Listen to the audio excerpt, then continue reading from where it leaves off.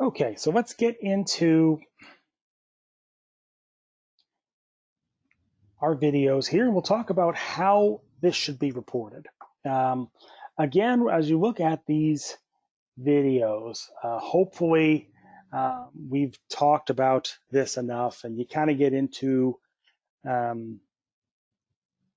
seeing the detail of what's going on in this video, which is why you just want to report the damage that's being observed.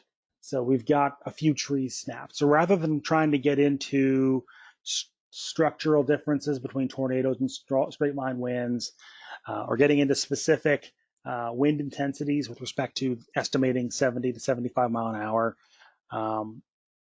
you're just getting into seeing trees snapped, which is the essence of what we're seeing here. And hopefully you agree that this should be reported. The next piece, spotter safety, there is no magic bubble. Really, that's just that simple. It's going to protect you. So don't put yourself in harm's way for us or anyone else, and know where you are at all times in proximity to the storm. And most importantly, don't try to spot at night. So spotter safety, we don't recommend storm chasing. Nighttime chasing is especially dangerous because storms can rapidly change direction without you really seeing it do so, which can put you in danger very, very quickly. Seeking shelter in a sturdy building is our most advised way of keeping you safe. So that's the first issue. A basement provides the best protection. A lot of people in our region, as most of you know, don't have basements to fall back on. So failing that basement, try to get to the lowest interior room in your home or in your building, and put as many windows between you and the storm as possible. So cover yourself up with blankets, pillows, anything soft that you can. Cover your head up and protect yourself from flying debris. And again, trying to avoid windows is the key factor there. So just kind of getting into why we don't recommend chasing. Once again, another example here. This was a young chaser and his son that were attempting to outrun a tornado in a vehicle that got picked up and thrown by a tornado. They were fine. They were not injured. But this is something that can very quickly go bad on you and go south on you. And we don't want you to get into that type of situation. So please, unless you're very well trained in meteorology and you have, a lot of certifications and training about where to go with these developments and these convective structures, please leave that to the professionals. As far as stopping under bridges, we've gotten lots of questions under whether that's a good idea or not. And really the bottom line is it's not. It's a very dangerous type of setup. We don't want you to stop under bridges. Number one, it's not going to protect you from the wind or even the hail. Secondly, you're going to wind up bottlenecking for the other traffic coming down the road, and you could cause additional car accidents.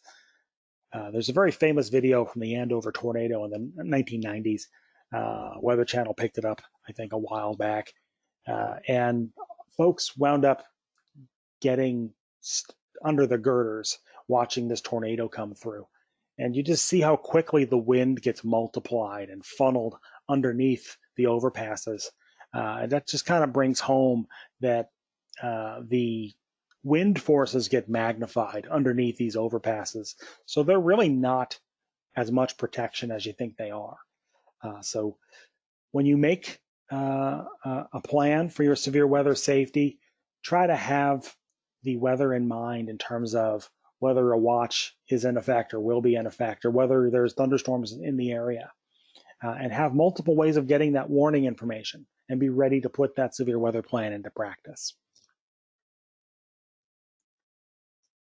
So as we say in floods, you want to get as high as you possibly can to get the high ground. In a tornado, you want to get as low as you possibly can. So the top floors are not going to protect you. If you don't have a basement, again, move to interior rooms away from windows and put as many walls between you and the tornado as possible. And again, cover yourself up with as many soft things like blankets, pillows, cushions, things like that. And having an emergency supply kit is a very good thing to have just in case. NOAA has a very good emergency supply kit piece. We have it on our website as well underneath the briefing page, how to build an emergency supply kit. It's a very good thing to have in these types of situations. I can't accentuate that enough. But yeah, if you have that ability, go ahead and put that emergency kit together and get to an interior room and make sure you're safe when these storms come through. Now, why do we say an interior room? If you look at these homes that get impacted by these tornadoes, and a lot of the time what happens is the structures that survive these stronger storms the most are underneath the stairs. The most well-built portions of the home or apartment buildings is underneath the stairs, and just underneath where you can kind of get in underneath the stairs, and FEMA safe rooms. And if you have a FEMA safe room, that's great. If you have the ability to get one or build one, that's great. But failing that, you want to just kind of get into an interior room, a well-built interior room away from windows, and cover yourself up as best you can. Next, lightning safety. Real quick about this. It is one of the leading causes of death in the US and the biggest for folks 10 to 18. The safest place is going to be indoors. Due to the plumbing and electrical, you're going to be safe indoors with respect to lightning. The automobile is a safe structure in terms of have that window closed, have the door closed, and if that is the case, you're in good shape. The lightning will go through the tires into the ground, and you'll be safe. Again, that's why we say keep the windows up, because you'll be part of the car if the windows are down. If you are out in the elements, you will have little to no protection. So that's really just that simple. You're not going to have any safety outdoors. This is a preschool that very quickly, just bolt from the blue, strikes this tree and damage is done that quickly. It just happens that fast. Just that fast. This is the airport, an airport, I believe it's Charlotte Airport. Lightning strikes the drain cap right in front of the airplane, and just real quick, just happens real fast, where it just strikes the drain cap and the drain cap just goes flying, goes out by the left side of the picture as the video goes on. But just that fast.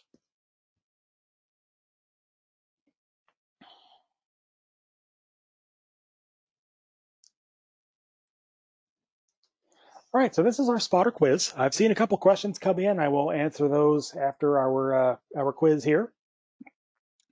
If you have the ability, I would ask you to answer the polls that will end up getting launched as we go through the questions here. If you don't have that ability, just go ahead and shout it out in the chat section. But we'll just answer through the chat here. How should this be reported? Or excuse me, should this be reported?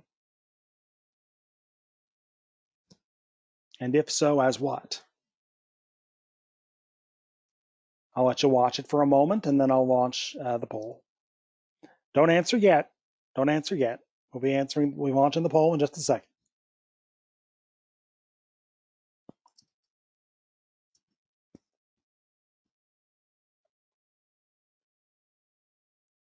Okay, so let's launch question 1. Okay, so that poll was out there.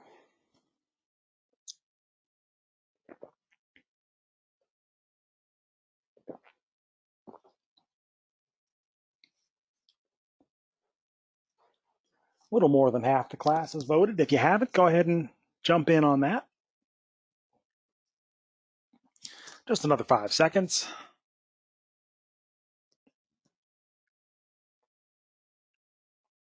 All right. And the answers on that is about 3 to 1 in favor of no. And yeah, I would say as we watch this a little bit further, this is kind of just sitting there. It's not really doing much of anything. I'd say this is classic Scud in terms of it's just kind of sitting there. In terms of having rotation to call in, there really isn't much. I mean, you could, if you really squinted, you could probably infer some very, very weak rotation. But for the most part, these are clouds just sitting there. I would just kind of keep an eye on it. I'd tell you to keep watching it. If it started to do some more nefarious looking things, I'd tell you to give us a call back. But in this case, I would say it's mainly scary looking clouds. So this is number 2. Should we report this? What do you think?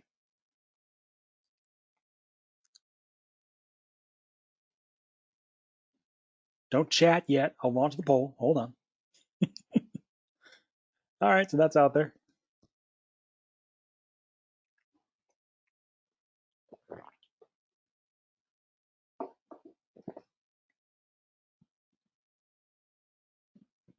I think we got everybody voting on this one. Give you another 5 seconds.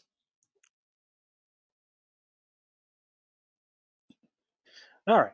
So yes, this is absolutely reportable. By all means, report this. Don't really key in on the wind intensity. Again, don't say 65 mile an hour wind or 70 mile an hour wind. Don't worry about that. Just report that the very large tree limbs are being knocked down. Because that's the damage equals damage. The damage equals what we're looking for here, and that's the report itself.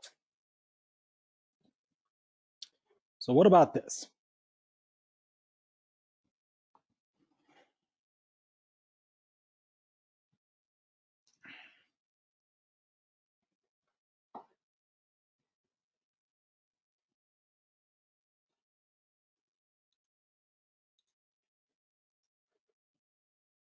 What would you report here?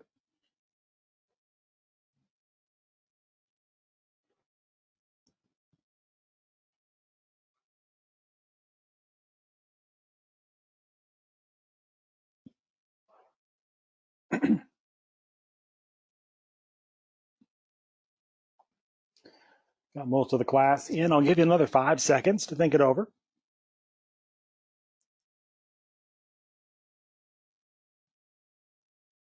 Okay, we're at about 60-25 or so in favor of rotation. Let's put the rest of this in motion here. And as you see that debris is your telltale that you've got some rotation going on in there. And again, the waiting for that funnel, the condensation funnel, is not what we want here. So obviously at this stage you'd be reporting.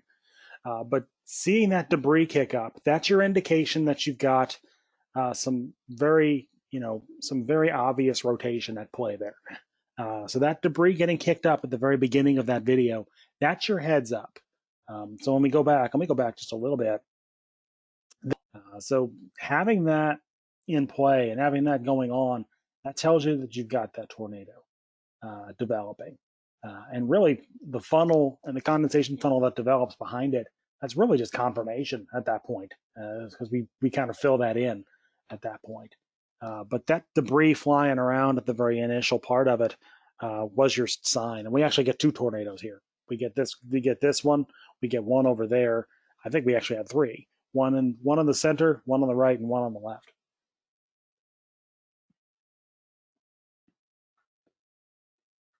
All right, this is number 4. Should we be reporting this?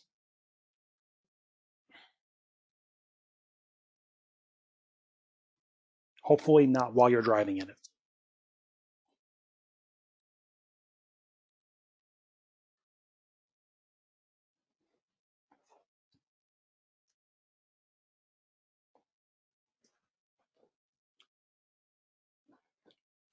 Okay, we'll give it another 5 seconds or so. 4, 3, 2, 1. All right, so we're at about 80-20 or so in favor of high water. And yeah, this is textbook in terms of high water. A rainy day in Norfolk, if you will. But this water is moving simply because we've got cars driving through it. If you're reporting anything, it'd be the bad drivers driving through it. But I mean, really, you'd kind of want to report this as just high water, typical flooding. We know the places that flood. We got a pretty good idea of a lot of the places that flood in our area. The high water crossings, the flood-prone roadways. We get a lot of those usual suspects, but go ahead and report it anyway, because that's something that can confirm what we're already thinking. So if you hear something about a roadway being flooded, if you drive through that, call us after you get to a place of safety or when you get to a red light or whatever. Make sure your hands are free, but give us a call. Let us know what you're seeing. This is not a poll, but this is flash flooding. This is a pretty good example of what flash flooding is. This is from California, I believe, but this is something that would be very, very easily mimicked in the foothills, back into the Piedmont, back into the Blue Ridge, and this is a very good example of what flash flooding would look like: water that's actually moving on its own.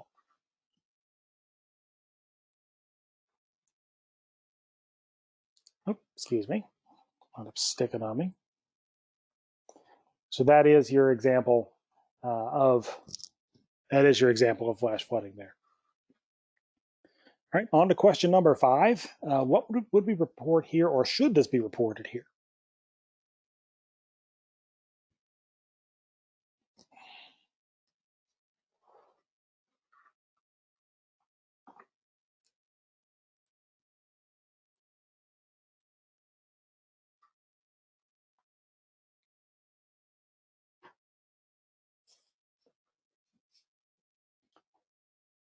Okay, we got about 2/3 of the class in, so we're gonna cut it. 5 seconds, 4, 3, 2. Okay, so we're at about 9-1 here or so. I would say you've got some degree of localized rotation in that within the cloud, so certainly you could keep an eye on it, probably should. But in terms of calling that in, yeah, I wouldn't see the need of reporting at that time. It is a little bit of a circulation in the clouds, but it's not something that I would see as large enough or big enough of an imminent threat enough to call immediately. I'd say to keep watching it.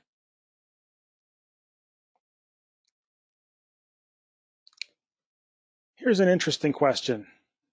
There goes the trampoline.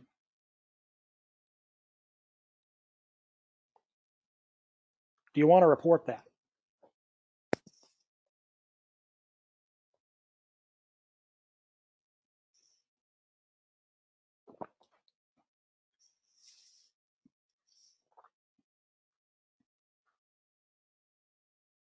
Got about 2/3 of the class in. We'll wait another 5 seconds or so.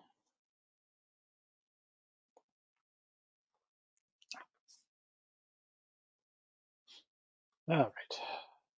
We're at about 60-40 no on this, and it's a tough one. I would say for the most part,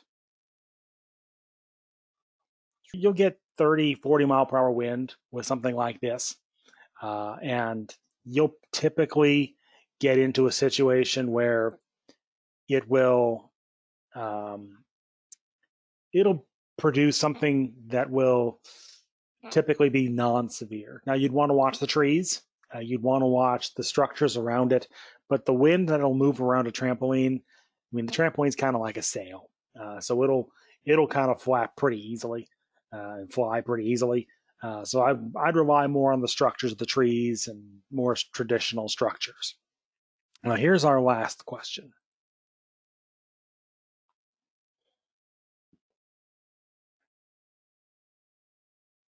So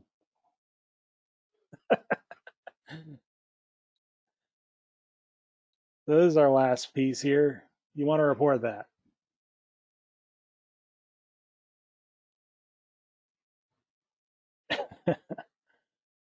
All right. I think a lot of people have gotten the point here. We're at about 3-1. You don't need to report lightning. We know there's lightning out there. We know the occasional lightning strike will occur. Only caveat is if you know of an injury or fatality that occurs because of a lightning strike, please let us know about that, because that's something we need to know about. But otherwise, we understand that there's lightning out there. There really isn't a need to report that. Okay, so we're kind of in the home stretch here. We'll talk about the CoCoRaHS program. And the CoCoRaHS program is the Community Collaborative Rain, Hail, and Snow Network. This is easily entered on the internet. If you report rain on a regular basis, if you measure rain on a regular basis, CoCoRaHS will host your reports online, and send those reports to us in the office and to our media partners. It's not going to say, Tim's house or Jane's house or anything like that. It'll give you a number. It'll give you a location like Chester 6.5 East or 6.5 West. And it'll be a good way to kind of fill in the details and supplement between bigger cities. We have observations in some of our major cities like Richmond and Petersburg and Norfolk and Chesapeake, but we have a lot of people that live inside and between those areas. And kind of supplementing the data that we have is something that we very much need, especially on events like today, where one part of town could receive a heavy rainfall or a heavy shower, and some areas might not receive much of anything. And seeing those differences on a map are very important, both meteorologically and for research purposes. So CoCoRaHS is a good way to do that. It's a good project for schools, for just kind of doing work with the kids. It's a nice science project. But CoCoRaHS.org has all the details. We do CoCoRaHS online classes, similar to these online classes, on a semi-regular basis, and we should have something on YouTube to post fairly soon. So if you are interested, CoCoRaHS.org is the web address. CWOP, if you have a weather station or would like a weather station and want to open up those observations to the world, throw it on Citizens Weather. You can get those observations sent in real time to us and to local media and everyone else. It's a good way to get your data out there into the world and let everyone see the weather that you're experiencing. It's WXQA.com.